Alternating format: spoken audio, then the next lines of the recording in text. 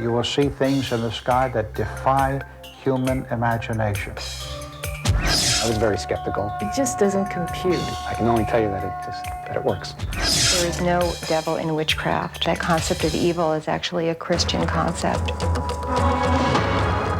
From the boundaries of the universe to the depth of your soul.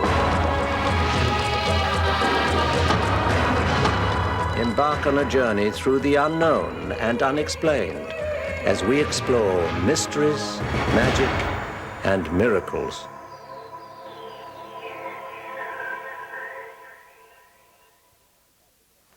Hello and welcome. I'm Patrick Macnee. Throughout the course of this series, we will investigate the secrets of the universe, the mysteries of the earth, and the miracles occurring before us. You can decide for yourself what you believe. On a starry night, you see beautiful spheres of light flashing across the horizon, defying all earthly logic. You're not alone, since many have witnessed this very same experience. The question, however, is, are we alone?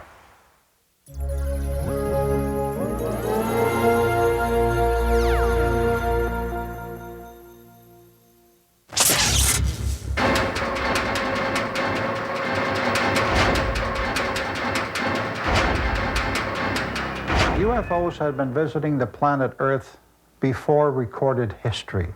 And this goes clear back beyond even the Old Testament, which is dated by Archbishop Usher as 4000 BC. The modern UFO phenomenon, or should I say the modern UFO wave, began in February of 1942 with an incident called the Battle of Los Angeles, in which a UFO actually parked itself over the city of Culver City for a period of several hours, and a photograph of this object actually appeared on the front page of the Los Angeles Times and the Wall Street Journal at that time. And then, of course, the later incidences began to occur with the crash of what we believe to be extraterrestrial saucers outside of Roswell, New Mexico, and then the famous sighting of Kenneth Arnold over Mount Rainier, who coined the term flying saucers, which is where we get the term flying saucers today. UFO sightings have taken place over major cities and in full view of many, many people. For instance, the one that was taken over San Francisco, California. We have pictures of UFOs that were taken in formation, if you please, over Washington, D.C. And then there were some over Baltimore. There were some over Miami, Florida. Some over Chicago. Some over New York City, seen by many, many people. Only these particular sightings, for some reason, did not make the front pages. Since the sightings in Mexico City began, we have actually had more mass sightings by more people. A pair of rather large flying saucers actually parked themselves over Mexico City, were videotaped from hundreds of different locations, and were witnessed by close to 27 million people. Gulf Breeze, Florida is particularly hot right now. Fife, Alabama. There are areas in Wisconsin which are very, very rife with activity. Just recently in the media, there have been places in Michigan, along the lakes there, along Lake Michigan, on the eastern shore of Lake Michigan, in which there's been a mass amount of activity. For many years, there was activity at a place called Area 51, which I personally had blown the lid off of and investigated, and I believe a lot of that was military activity, and I believe it was moved in the early part of 1994. One of the hot spots on the desert as far as UFO communication and landings and sightings are concerned seem to be the high desert area in Giant Rock right near Yucca Valley. That seems to be a place where people congregate by the hundreds, and they do see some strange things out there. Another place is on the edge, which is called the Mailbox area of Area 51, not too far from Las Vegas, Nevada. You will see things in the sky that defy human imagination. By about 1986, 87 or so, there started to be some very unusual things that were spotted around that area, which led us as researchers to begin to investigate this wave of UFO activity. And it got to the point of where I could take a group of people out there, and we would camp out by the fence just on the other side of the border of Area 51 and basically see flying saucers, flying virtually on a timetable basis every Wednesday night from about 6 p.m., 6:30 p.m., or whenever the sun would set until about 9:30 or so, and then starting up again about 4:45 a.m. Thursday morning the next morning. In the files of the National Investigations Committee, we have quite a few reports on the famous Roswell, New Mexico sighting. Now, it appears that though this was perhaps one of the most widely acclaimed evidences of a UFO governmental secrecy and cover-up, the facts pertaining to that particular sighting are so uncanny because you had witness after witness after witness after witness attesting to one particular story, and the Air Force investigators and the press following the Air Force investigators more so than the individual witnesses concocted a story that it was nothing but a collapsed weather balloon. Following the rules of evidence, there is no doubt in my mind nor in the minds of any individual with an ounce of brain who reads the report exactly as it happened as opposed to the report of the cover-up. There was a crashed UFO on the outskirts of Roswell, New Mexico. What exactly constitutes proof? I mean, nothing counts. Photographs, they claim, can now be faked. And of course, we're talking about photographs that date all the way back to the 1940s or so. And they say, so photographic evidence can be easily faked, so that doesn't count. Eyewitness testimony doesn't count, even though the eyewitness testimony comes from presidents, popes, prime ministers, generals, police officers, individual that we trust with our very lives, firemen, et cetera, but their testimony doesn't count. Videotape doesn't count, simply because, you know, it is supposedly that too can be faked. Film doesn't count. Top secret government documents don't count because they can all be forged. So my challenge to them is what exactly counts as proof? If you wanted to prove the existence of UFOs in a court of law, it could be done relatively simply. But the fact is that you have the various UFO debunkers who would much rather attack the reputations of the people who saw something rather than actually dealing with the evidence. You can go out to the desert or out to any place that's completely void of the bright lights of any given city, and you choose yourself a certain frame within that framework and look at the sky and keep watching the sky, you will invariably see strange lights. By strange, I mean multicolored lights, and they'll move sometimes in a zigzag formation, sometimes in a straight line, and they're not stars, and they're not satellites, because satellites have an established pattern, and so do stars, unless they're falling stars. But usually out in the desert area, you can choose and watch, and something up there out of the ordinary will occur.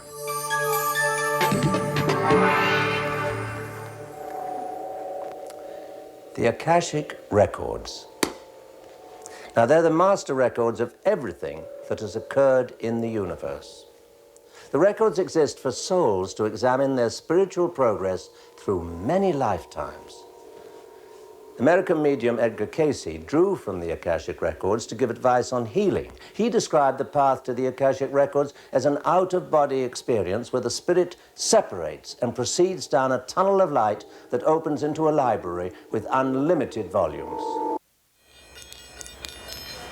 George Bernard Shaw once said, "A sound body is the product of a sound mind." The ancient art of Chinese healing called Qigong is known to promote longevity through the use of Qi, the body's powerful life force. Ailments, injuries, and disease can be healed either by a trained master or yourself. Qigong may be the oldest approach to healing, but we have only begun to discover its miraculous ability to restore health.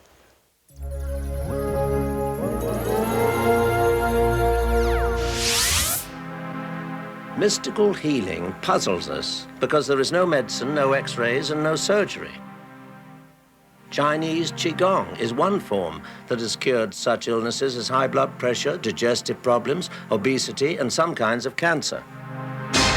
I've been here 4 months, and after that, I just have never had to take medication. And I'm on medication for my headaches, and that's how severe it is.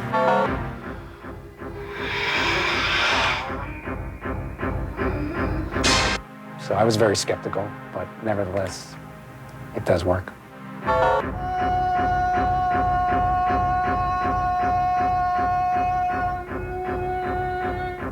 My stomach and my kidneys were not working very good. So he's making some energy to fix it because I've been trying with different doctors and nothing had worked before.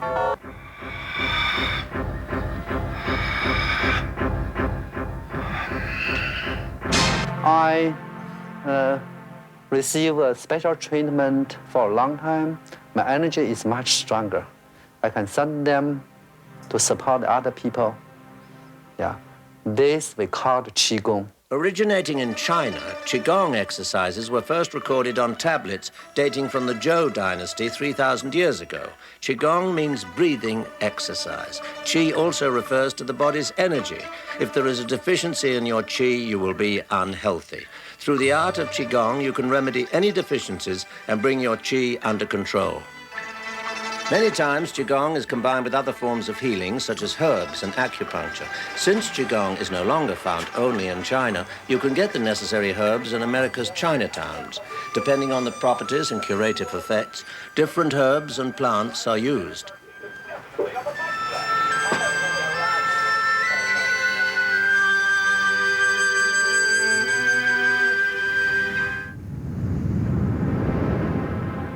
When a person is sick, their Qi is weak, is not that much strong.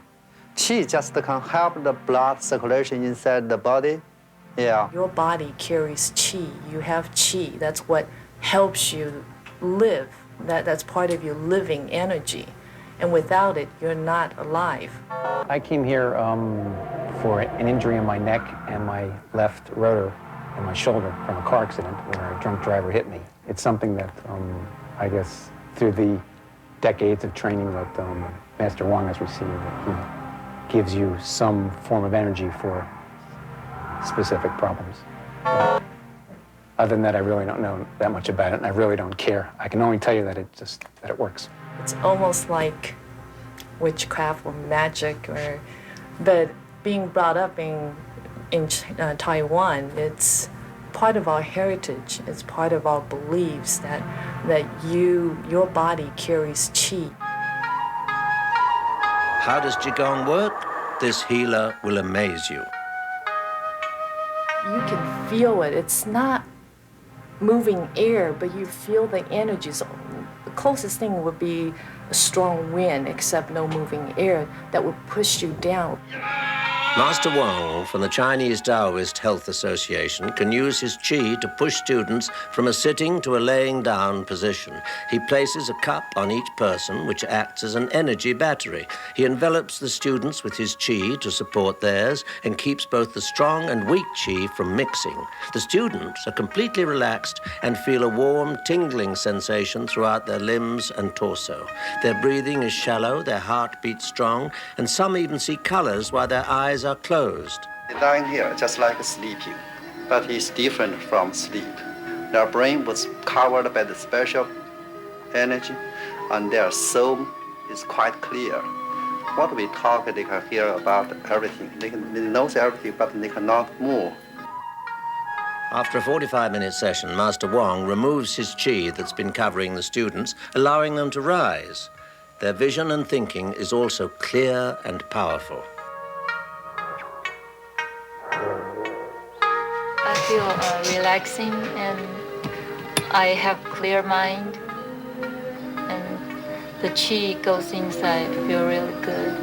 Now, if you're doing this way, put your both hands together and face each other and move around, you will find the energy after your body, your both hands becomes a little cool or tingly or warm, just some special energy between your both hands. You can feel, everybody can feel this way. I'm an engineer, and it just doesn't compute in a scientific term, but it's mythical and it's real. The witches from Shakespeare's Macbeth, the Wicked Witch of the West, and Samantha from the TV series Bewitched are images of some witches that have persisted through the ages. But real witches dispel these myths and have historically shown us the religious truth behind their faith.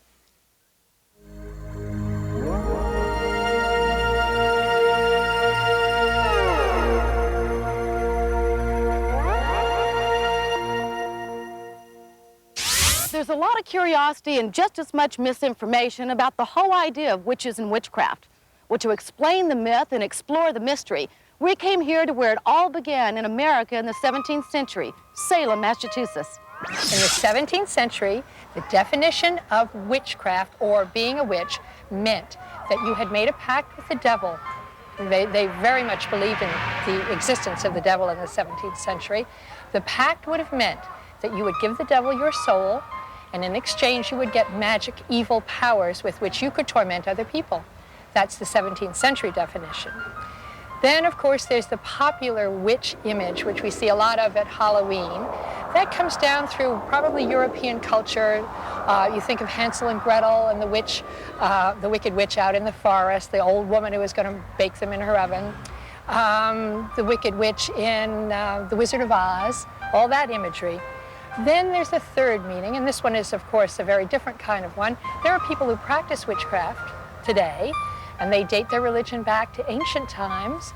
It is a very different kind of belief than the 17th century definition, and they want to make very sure that people understand that they do not have an entity of evil in their religion, but in fact worship nature and a goddess. So they're very peaceful, very benign people.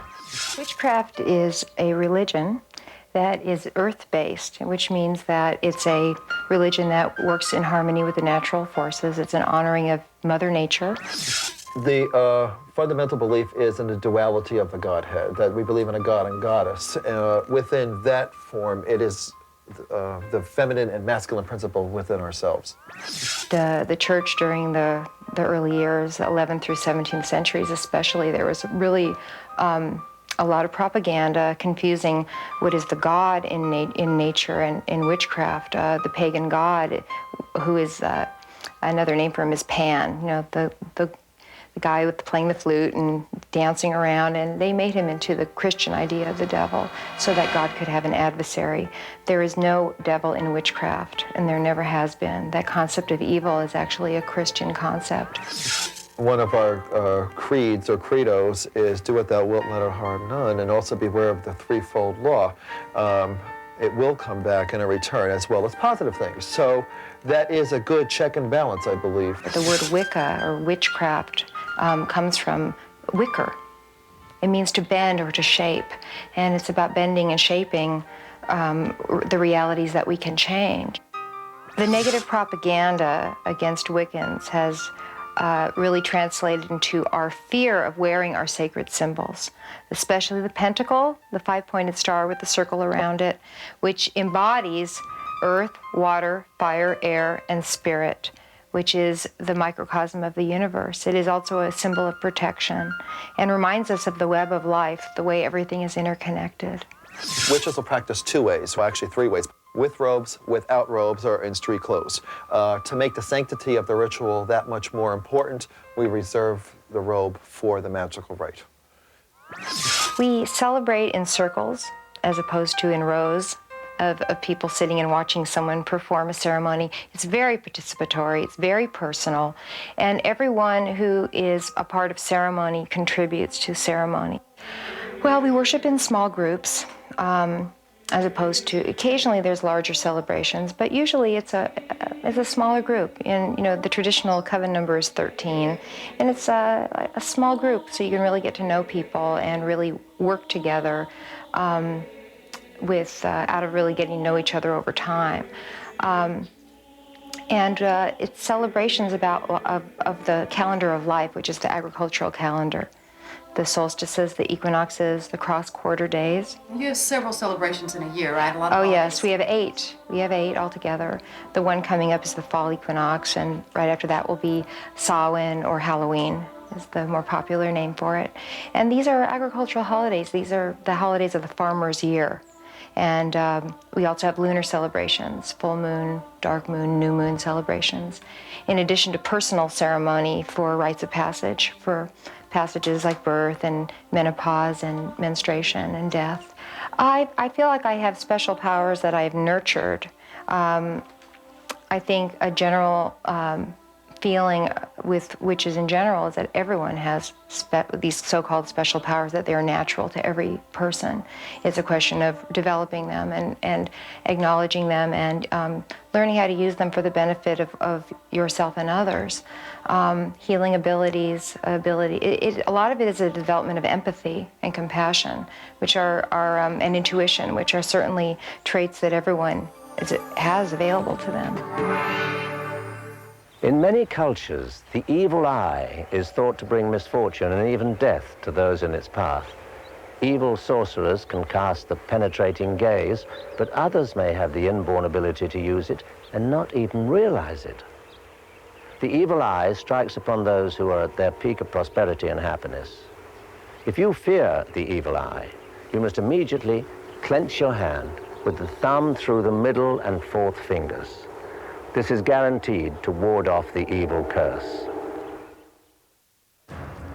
Open your mind to the possibilities that life's greatest mysteries lie before us. We need to look, but also see. A wise man once said that it requires a very unusual mind to undertake the analysis of the obvious. I'm Patrick Macnee. Join us next time for more mysteries, magic, and miracles.